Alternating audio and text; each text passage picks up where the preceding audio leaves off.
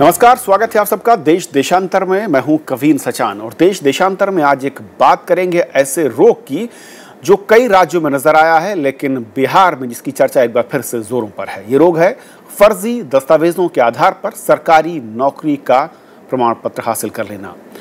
बिहार में पिछले 6 वर्षों में करीब 1.5 लाख से ज्यादा शिक्षकों की भर्ती की गई, जिसमें से अब वेरिफिकेशन के बाद सामने आया है जिसमें करीब 700 से ज्यादा डिग्रियां फर्जी पाई गई हैं और ये वेरिफिकेशन का काम लगातार जारी है। महज 20,000 लोगों के वेरिफिकेशन पर 700 से ज्यादा लोग फर्जी पाए गए हैं। अब सवाल ये है कि ये रोग कैसे फैल रहा है और इस रोग को बढ़ाने में कौन कौन मददगार है, साथ ही इस रोग को रोकने की जिम्मेदारी जिन पर है वो असल में कर क्या रहे हैं। चर्चा करेंगे खास मेहमानों के साथ। मैं परिचय करा दूं मेहमानों का। हमारे साथ स्टूडियो में मौजूद हैं नवीन उपाध्याय, जो कि चीफ ऑफ ब्यूरो हैं द पायनियर से। नवीन, स्वागत है आपका। हमारे साथ मौजूद हैं MM अंसारी साहब, जो कि फॉर्मर मेंबर हैं UG से। अंसारी साहब, बहुत बहुत स्वागत है आपका। इसके अलावा हमारे साथ हैं पुरुषोत्तम अग्रवाल साहब, जो कि फॉर्मर मेंबर हैं UPSC से, साथ ही पॉलिटिकल एनालिस्ट भी हैं। पुरुषोत्तम जी, बहुत बहुत स्वागत है। और ओनिका मेहरोत्रा हैं हमारे साथ, जो कि प्रिंसिपल हैं कालका पब्लिक स्कूल दिल्ली से। उनका आपका भी स्वागत है। सबसे पहले उनका मैं आपसे शुरुआत करना चाहूँगा। शिक्षा एक ऐसा मीडियम जिसके जरिए हजारों लाखों युवाओं का भविष्य तराशा जाता है और देश के भविष्य के तौर पर उन्हें निखारने की जिम्मेदारी होती है। अगर वही मैं कहूं कि हुनरमंद लोग ये पता चले कि एक राज्य में फर्जी डिग्री के आधार पर आ रहे हैं, तो सबसे पहले आपको क्या फील होता है, किस तरह का रिएक्शन आपको नजर आता है? देखिए, ये बहुत डिज़ास्टर्स रहेगा, बिकॉज जो फाउंडेशन हमने रखनी है वो भी एकेडमिक्स की, और उसमें अगर इस तरह से फर्जीवाड़ा होगा या वो क्वालिफाइड या कॉम्पिटेंट नहीं होंगे, तो जाहिर सी बात है कि आप आने वाली पीढ़ी किस टाइप की आप देंगे और किस हिसाब से वो, चाहे वो जॉब के लिए हो या सेल्फ एम्प्लॉयमेंट के लिए हो या अपने सेल्फ ग्रोथ के लिए हो, उसका लेवल आप यहाँ से नाप सकते हैं। जब इस तरह से डिज़ास्टर स्टेप और इस तरह से मैं तो कहती हूँ बहुत बड़ा क्राइम अगर हम ये करेंगे एकेडमिक्स से, एडमिशन से, बच्चों की पढ़ाई के साथ, अगर इस टाइप की फर्जीवाड़ा चलता रहा देश में। तो एक टाइम था जब इंडिया वाज नोन कि इस टाइप के हम स्टूडेंट्स देते हैं जो कम्पीट करते थे वर्ल्ड लेवल में। Best of doctors, best of engineers, सब हिंदुस्तान से ही आते थे। और इस तरह से अगर टीचर्स जो सिखाएंगे इनको, अगर उनका ये लेवल होगा तो हर चीज़ फेक। क्योंकि आप प्रिंसिपल भी हैं, क्या ये रोग आपको लगता है कि सिर्फ सरकारी महकमे तक सीमित है या फिर प्राइवेट स्कूलों में भी इस तरह की गुंजाइश है? यानी कि जो आप अपॉइंट कर रहे हैं, कैसे उसको रीचेक करते हैं? कैसे आप ये तय करते हैं कि वाकई जो शख्स आप जिस पर जिम्मेदारी दे रहे हैं हजारों युवाओं को तराशने की, उनको शिक्षा देने की, वो वाकई उस डिग्री के साथ है जो कि मान्य है और भारत सरकार की ओर से उसे मिली है या फिर राज्यों की ओर से मिली है? देखिए, जब एक टीचर अप्लाई करती है, ऑब्वियसली डॉक्यूमेंट्स रहते हैं, उसको अटेस्ट भी करवाते हैं, लेकिन अगर अटेस्ट करने वाला हो या वो डिपार्टमेंट हो, उसके वो ही अगर ट्रांसपेरेंट ना हो और एक्यूरेट ना हो, तो जिम्मेवारी फिर वो बदलती चली जाती है। स्कूल तक आते आते अगर हम कर भी लें चेकिंग, तो जो टेस्ट करके दे रहे हैं हम उसी स्टैम्प को वैलिड मानेंगे और वो वैलिडिटी के आधार पे उसकी एम्प्लॉयमेंट होती है। लेकिन प्राइवेट स्कूलों में एक तरह से इन सर्विस ट्रेनिंग प्रोग्राम कह लें या बहुत से स्टेप्स हैं, तब जाके आप कहीं टीचर की आपको जॉब मिलती है, क्योंकि बहुत से चैनल्स होते हैं जिसको थ्रू क्रॉस करना पड़ता है। वहाँ उनकी परिपक्वता या उनकी एक्सपीरियंस या उनका ऑन लाइव टीचिंग एक्सपीरियंस या जिस तरह जो क्लासरूम में डिपिक्ट करते हैं, उस हाफ एन आवर का स्लॉट मिलता है, वो भी आका जाता है।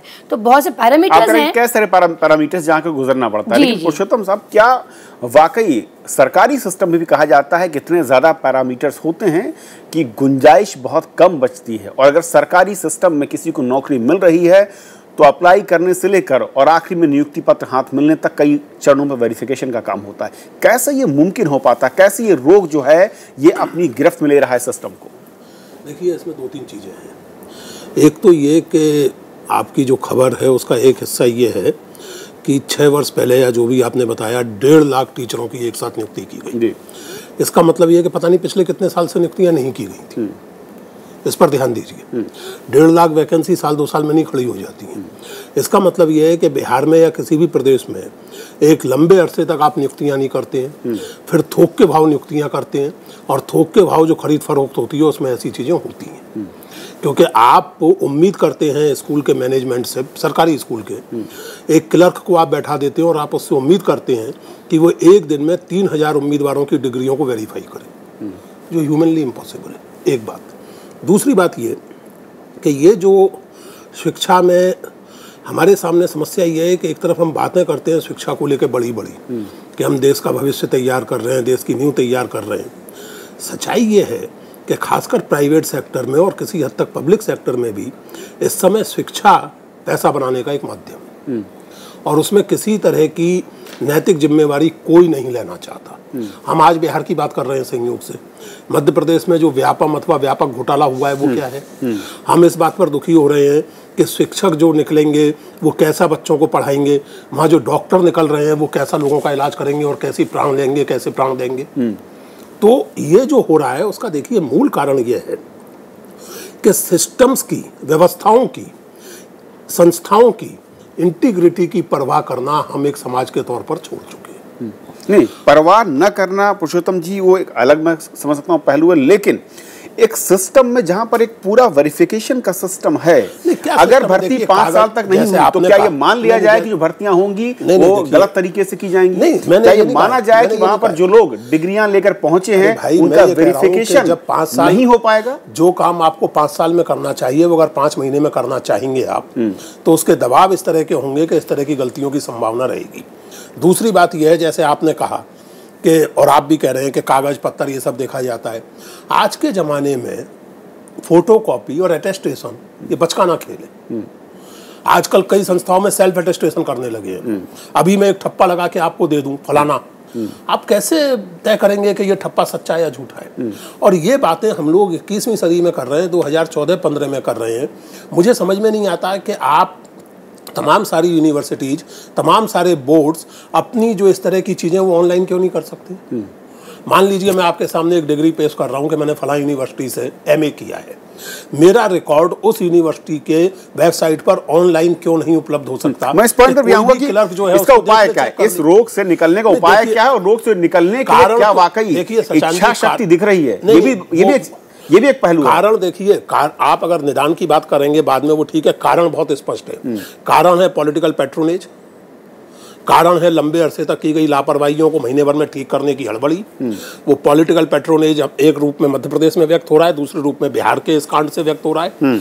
और इसीलिए मैंने कहा कि पॉलिटिकल पैट्रोनेज, पैसा बनाने की हड़बड़ी और इन सब चीज़ों के चलते हम अपनी संस्थाओं की इंटेग्रिटी की परवाह नहीं कर रहे हैं। चाहे वो UGC हो, चाहे वो यूनिवर्सिटी हो, चाहे वो बिहार हो, कोई भी सेक्टर हो, कोई भी विधा, हमें संस्थाओं की परवाह नहीं रही है। नवीन, आप क्योंकि लगातार इस तरह की खबरों को भी देखते रहे हैं और बिहार पर खास नज़र भी आपकी रहती है, उस इलाके से आप हैं, क्या ये माना जाए बिहार को लेकर खासतौर पर, बिहार सिर्फ इकलौता एग्जाम्पल नहीं है, मध्य प्रदेश में इस तरह की खबरें आती हैं, राजस्थान में इस तरह की खबरें आई हैं, उत्तर प्रदेश में अलग अलग कहीं पर किसी तरह के शिक्षकों की बात होती है, लेकिन जो पूरा सिस्टम डेवलप किया गया भर्ती को लेकर, क्या ये माना जाए कि फिर वही 780 लोग जब 20,000 की वेरिफिकेशन में गलत पाए गए हैं वही सिर्फ दोषी हैं, या फिर वो पूरा सिस्टम जो कनेक्टेड रहा उन्हें पहली नज़र में पास करने में और वो मैं कहूं कि नियुक्ति पत्र सौंपने में?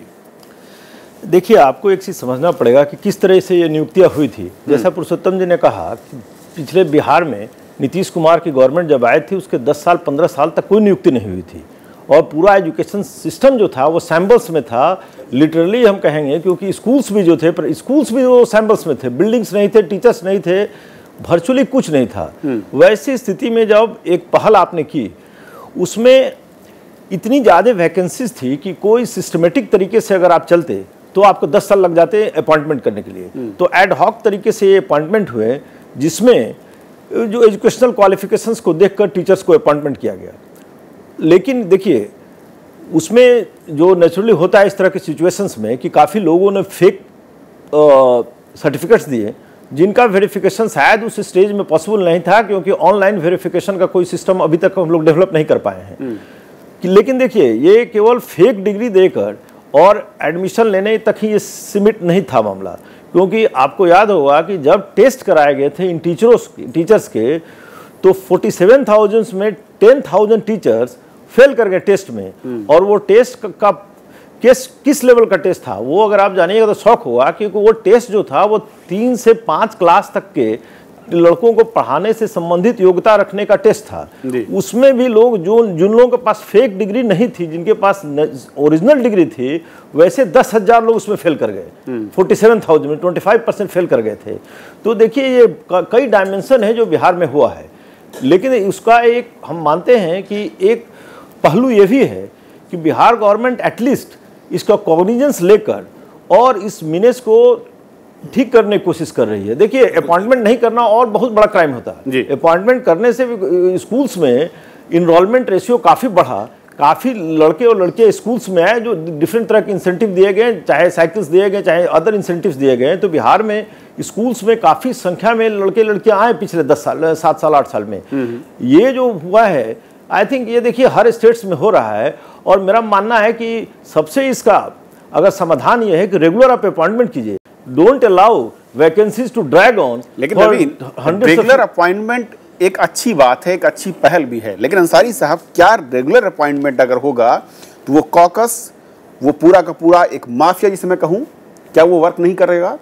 क्योंकि आप जुड़े रहे हैं यूजीसी के साथ, असल में किस तरीके से पूरा रैकेट इस तरह के अलग अलग विभागों को अपनी जकड़ में लेता है और कैसे काम करता है कि सबकी नज़रों के सामने सब कुछ होता भी है और वो पाक साफ भी नज़र आता है।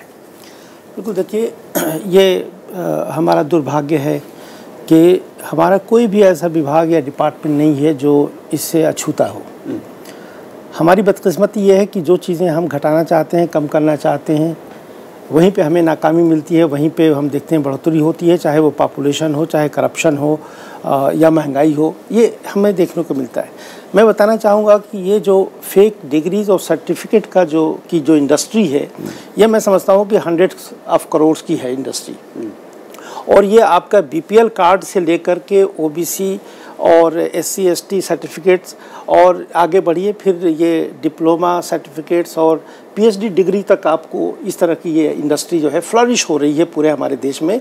और ये बिहार का तो हमारे पास ये सामने केस आया और मध्य प्रदेश का केस आया, लेकिन ये पूरे देश में पूरा फैला हुआ है और ये इंडस्ट्री फ्लरिश कर रही है। और ये अपॉइंटमेंट चाहे वो आर्मी में हो, पुलिस में हो या हमारे स्कूल के डिपार्टमेंट्स में हो, ये सब चीज़ें जो है वो पहली दफ़ा नहीं आया है। लोग एडमिशन्स के लिए करते हैं, एम्प्लॉयमेंट के लिए करते हैं, यहाँ तक कि लोग जो बाहर जाते हैं वो अपने वीज़ा वगैरह के लिए, बाहर की एम्प्लॉयमेंट के लिए और बाहर की जो एम्बेसीज जो हैं हमारे यहाँ वेरिफिकेशन के लिए भेजती हैं। तो बड़ी शर्मनाक सिचुएशन इमर्ज होकर के आती है कि इतने इंडियंस जो हैं उनकी फेक सर्टिफिकेट थी, डिग्री थी।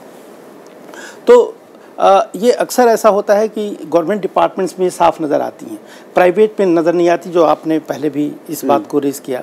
तो प्राइवेट में असल में जो अपॉइंटमेंट्स हैं, जो रिक्रूटमेंट्स हैं, वो लार्जली कॉम्पिटेंस और परफॉर्मेंस बेस्ड हैं। तो वो वहाँ पे अगर कोई भी अगर इस तरह की फेक डिग्री लेकर आता है वो पकड़ में आ जाता है और उसको प्राइवेट सेक्टर अपनी आसानी से निकाल देता है। लेकिन जब गवर्नमेंट सेक्टर्स की हम बात करते हैं, कहीं भी हो, चाहे पीडीएस का मामला हो, चाहे स्कूल का मामला हो, आपने देखा होगा कि यहाँ तक कि एयरलाइंस में जो पायलट्स थे उनके पास भी फेक डिग्री थी। या अभी आपने कुछ दिन पहले सुना होगा कि मेघालय यूनिवर्सिटी ने 450 पीएचडी डिग्री 1 साल के अंदर दे दी और 500 लोगों को रिक्रूट भी कर लिया। तो प्राइवेट यूनिवर्सिटी की बात कर रहा हूँ मैं, प्राइवेट यूनिवर्सिटी ने किया। लेकिन जो गवर्नमेंट जो स्कूल्स की जो बात अभी हो रही है, वहाँ हमने ये देखा है कि वहाँ एक मिली ऐसी भगत होती है कि जो सर्टिफिकेट जो मैन्युफैक्चर करते हैं, और हमारे पास आजकल टेक्नोलॉजी भी ऐसी आ गई है, ये डीटीपी वगैरह की और टेम्पलेट्स बना लेते हैं और फिर उसकी कॉपिंग इस तरह की होती है कि किसी की नज़र से गुजरे तो वो शक नहीं कर सकता। और उसमें जो एस्पायरेंट है जॉब के लिए वो और जो रिक्रूटर्स हैं वो तमाम पूरी एक चेन है। और उसमें जहाँ कहीं भी वो पेपर्स या फाइल जाती हैं, वो जितने भी लोग उससे जुड़े हुए हैं सभी लोगों को रोप इन कर लिया जाता है और वो फिक्सअप हो जाते हैं। और इस पूरे करप्शन में सभी जो है वो इसकी आप ये कह रहे हैं कि जो सिस्टम है उसमें हर, मैं कहूँ कि एक ब्रांच पर उस इंडस्ट्री से जुड़े लोग बैठे हुए हैं जो या तो उसको डायरेक्टली या इनडायरेक्टली सपोर्ट कर रहे हैं। बिल्कुल सपोर्ट करते हैं। और वो मैं आपको बताऊं कि वहाँ पे प्यून से ले करके मैं कहूँगा कि मिनिस्ट्रियल लेवल तक पूरे कॉन्ट्रैक्ट्स जो हैं वो पूरे फिक्सअप होते हैं। बहुत सारी केसेस निकल कर आई। मैं आपको बताना चाहूँगा कि कुछ ऐसे केसेस हम सेंट्रल इंफॉर्मेशन कमीशन में रहते हुए हमारे पास बहुत सारे केसेस आए और लोगों ने शिकायत की कि इनके ऐसे ऐसे रिक्रूटमेंट हुई या किसी ने कास्ट सर्टिफिकेट गलत दिया है। और उससे काफ़ी एक्सपोजर हुआ और काफ़ी चीज़ें निकल कर आई। लेकिन तो मैं ये कहना चाहता हूँ कि चाहे वो जॉब्स के लिए हो या गवर्नमेंट की किसी भी सब्सिडाइज सुविधा लेने के लिए सुविधा के लिए हो, और उसके लिए उनको मालूम है कि ये मामले कहाँ से कहाँ तक जाएंगे, कौन कौन से लोग जुड़े हुए होंगे, ताकि सबको वो उनसे उनकी फिटिंग हो जाती है। मिलेगा। तो मुझे ब्रेक पर जाना, उससे पहले एक छोटा सा कमेंट चाहूंगा अनिका आपसे। जिस तरह का सिस्टम अब तक है इन्वेस्टिगेशन का, वेरिफिकेशन का, क्या वाकई ये मोड खराब है या जिस मोड को चलाने की जिम्मेदारी लोगों पर है वो लोग खराब हैं? आई थिंक रिस्पॉन्सिबिलिटी दोनों पे ये आप इक्वेट करें तो ठीक रहेगा। और ब्लेम गेम तो मुझे लगता है कि बंद करने के भी समय आ गया है। जाहिर सी बात है दोनों एट पार हैं, एक अगर नहीं करेगा डेफिनेटली दूसरे की अथॉरिटी नहीं होएगी, लेकिन दोनों ही इसमें इन्वॉल्व हैं और शायद यही कारण है कि ये सिस्टम चलता चला जा रहा है। लेकिन अवेयरनेस की बात है, अब मैं कहा कि ऑनलाइन अगर हम करें तो जिस तरह से हम अगर कंप्यूटराइज करना शुरू करें और चीज़ों को स्ट्रीमलाइन करें। असल में दुनिया के अलग अलग देशों में जो सिस्टम है सर्टिफिकेशन का या फिर वेरिफिकेशन का वो क्या है, और भारत में हम 21वीं सदी में तमाम कंप्यूटराइज सिस्टम की बात करते हैं, तो इस विधा में हम क्यों पीछे हैं, वजह क्या है? ब्रेक के उस पार।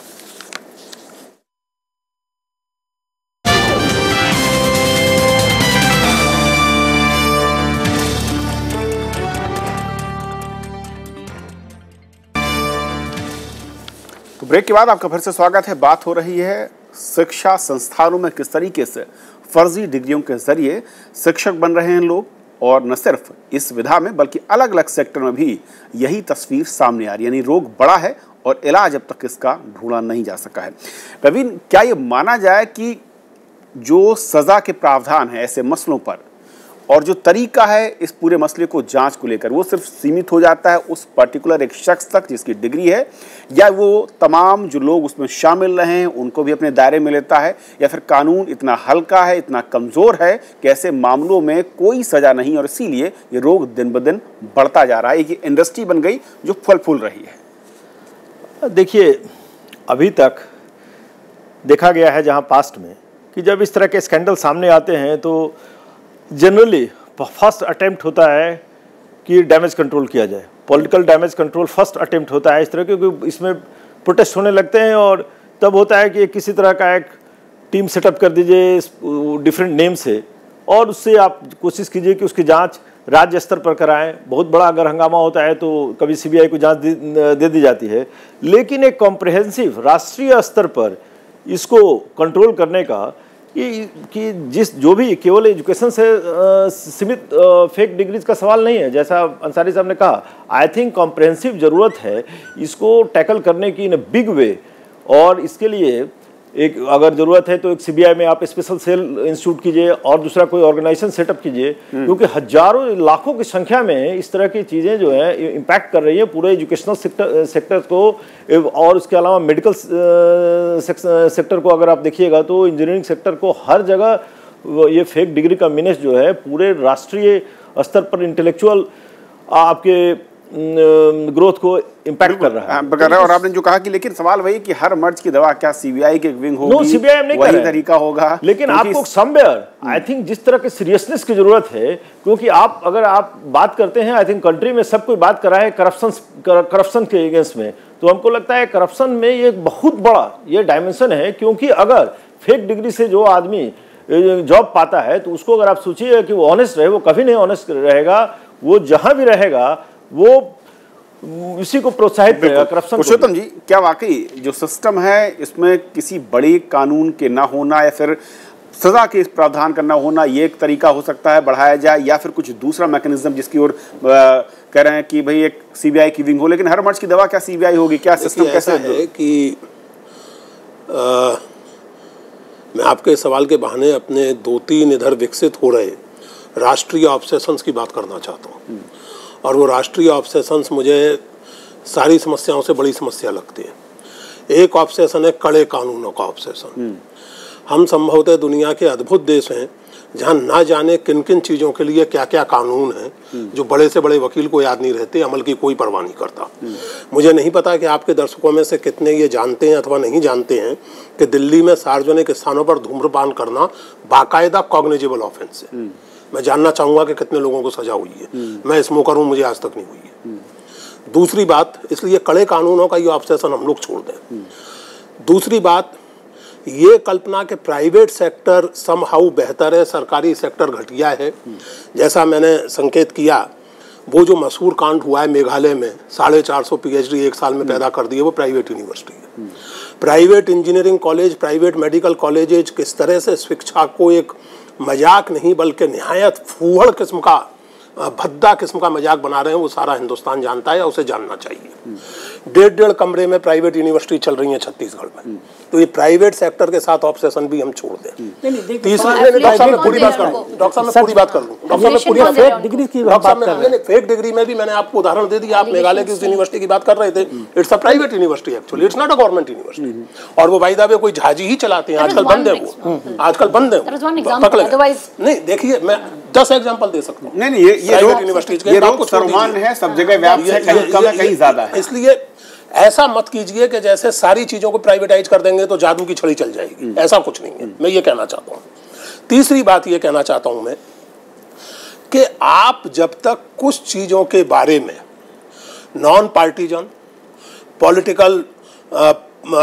पॉलिटिकल पर्सपेक्टिव से ऊपर उठ के एक दो टूक नो नॉनसेंस रवैया नहीं अपनाएंगे, जैसा उन्होंने कहा उपाध्याय जी ने, कि जैसे ही कोई स्कैंडल उजागर होता है, आपकी चिंता ये नहीं होती कि उस स्कैंडल का कुछ हो जाए, आपकी चिंता ये होती है कि पॉलिटिकल डैमेज कंट्रोल हो जाए, चाहे बिहार में, चाहे मध्य प्रदेश में, चाहे कहीं भी, किसी की सरकार। और चौथी और आखिरी बात ये मैं फिर से दोहराऊंगा कि अगर आप शिक्षा जैसे संवेदनशील क्षेत्र में 15 साल तक स्कूल में एक शिक्षक की नियुक्ति नहीं करेंगे, अगर पटना जैसी प्रतिष्ठित यूनिवर्सिटी में अध्यापकों को 2-2 साल तक तनख्वाहें नहीं मिलेंगी, तो फिर कैसे नहीं शिक्षा में माफिया और कैसे नहीं भ्रष्टाचार पनपेगा। चलिए अंसारी साहब, इंटरनेशनल जो नॉर्म्स हैं डिग्री को लेकर मैं कहूँ या फिर वेरिफिकेशन को लेकर, हिंदुस्तान क्यों नहीं अपना पा रहा? क्यों हम अभी भी एक सर्टिफिकेट आएगा, वो बाई कुरियर बाई पोस्ट एक बोर्ड तक जाएगा, वहाँ पे एक बाबू लेटर तैयार करेगा, उसके बाद वो पैसे लेगा, फिर वो फेक है अनफेक है उसके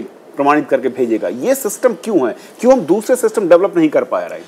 नहीं देखिए, हमारे यहाँ सिस्टम्स तो डेवलप हो रहे हैं, लेकिन सबसे बड़ी जो कमी है वो ये कि ओपननेस नहीं है, पारदर्शिता नहीं है किसी भी पब्लिक एक्शन में, ख़ास करके जहाँ से कहीं सर्टिफिकेट जो इशू होते हैं, चाहे वो स्कूल सिस्टम हो या जहाँ कहीं से भी इस तरह के सर्टिफिकेट इशू होती हैं जिसकी बेसिस पे उनकी इंटाइटलमेंट होती है, चाहे वो एडमिशन के लिए हो चाहे एम्प्लॉयमेंट के लिए हो।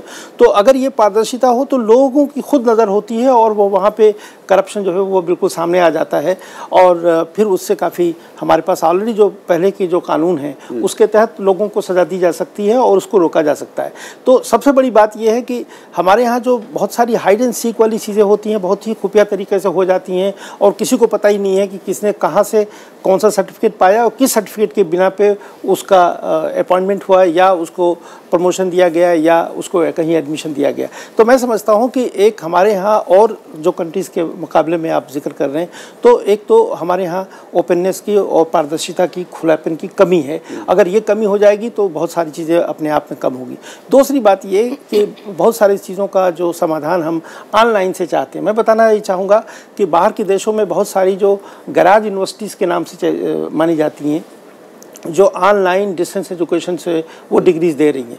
पता ये चलता है कि हम अखबारों में पढ़ते हैं कि किसी के पेट डॉग को उन्होंने पीएचडी दे दी है। ये बाहर के देशों में हो रहा है, ऑस्ट्रेलिया में हो रहा है और यूके की प्राइवेट यूनिवर्सिटीज देती हैं। तो कहने का मतलब ये बीमारी हमारे यहाँ ही नहीं बल्कि और जगहों पे है, लेकिन हमारे यहाँ कहीं इसके रूट्स जो हैं वो काफ़ी गहरे हैं, इससे काफ़ी ये जटिल समस्या है। तो मैं समझता हूँ कि एक तो ये पारदर्शिता हो और राजनीतिक जो एक प्रभाव है, जो एक दबदबा है, वो इससे अलग रखा जाए, तब बेहतरी हो सकती है। आखिरी कमेंट का, क्या जिस तरीके से एक सिस्टम होता है स्कूलों में एक छोटे बच्चों का कि एडमिशन हो रहा है तो भाई ठीक है सब कुछ आप ऑनलाइन कर दीजिए, क्या उसी तरह का कोई सिस्टम आपको लगता है, या यहाँ पर सिस्टम है लेकिन जब सिस्टम ही करप्ट हो तो फिर कोई उम्मीद नहीं? ऑनलाइन इज जस्ट एक solution. Part of it. But उसके अलावा रेगुलर रूटीन चेक्स बहुत इंपॉर्टेंट हैं। आपको ये जो चेकलिस्ट आपके पास तैयार होती है, जब वो हाथों से निकलती है, कहीं ना कहीं ये रुकावटें आएंगे। जब आपको पता आप स्कॉट फ्री हैं, 3 चैनल्स हैं या 4 चैनल पार करना, तो आप जाहिर सी बात है उसको आप ऑर्गेनाइज कर लेते हैं और अपने ट्रैप में ले आते हैं। तो चैनल जब पार होते हैं उसमें ट्रांसपेरेंसी बहुत ज़रूरी है। Routine check is more important. आप रूटीन चेक करेंगे, जैसे इन्होंने कहा 1.5 लाख इतने शिक्षकों की भर्ती होगी, ह्यूमनली पॉसिबल नहीं है, गड़बड़ियाँ होंगी। बट क्या ये रीज़न है कि गड़बड़ी हो? तो इसके लिए रूटीन चेक्स बहुत इंपॉर्टेंट है। और एक सिस्टम ऐसा हो जहाँ डिग्री स्कैन हो। अगर खासकर सरकारी महकमे में सर एक प्रोविज़न होना चाहिए जहाँ पर अगर डिग्री स्कैन करने की प्रोविज़न हो कि अगर ऑनलाइन नहीं हुआ तब भी आप उतना समय लीजिए, उतना टाइम फ्रेम लीजिए जहाँ आप उसी को चेक करें। भले देरी हो जाए, देरी होने का कारण तो ये आपका फॉल्ट है, बट अगर हुई है तो slow but study, but at least concrete steps तो आप लेंगे उस चीज़ के लिए। चलिए, तो फिलहाल वक्त खत्म हो रहा है, लेकिन बहुत बहुत शुक्रिया आप सभी मेहमानों का हमारे साथ इस अहम मसले पर चर्चा करने, क्योंकि रोग ऐसा है जो कि अलग अलग विधाओं में पूरी तरीके से कहा जाता है उसने अपनी गिरफ्त में ले रखा है। कोई एक राज्य अगर आप कहें शायद नाम लें तो कोई अछूता नज़र नहीं आता है। लेकिन सवाल यही है कि जैसी बात आ रही जो पैनलिस्ट कह रहे हैं कि हर बार जब इस तरह के मामले सामने आते हैं तो वहाँ की मौजूदा सरकारें सिर्फ अपने नाम पर लगी कालिक को बचाने की कोशिश में जुट जाती हैं, ना कि उस समस्या के हल के निदान की तरफ आगे बढ़ती हैं। बहुत बहुत शुक्रिया आप सभी का। हमारे आज के इस खास कार्यक्रम में इतना ही।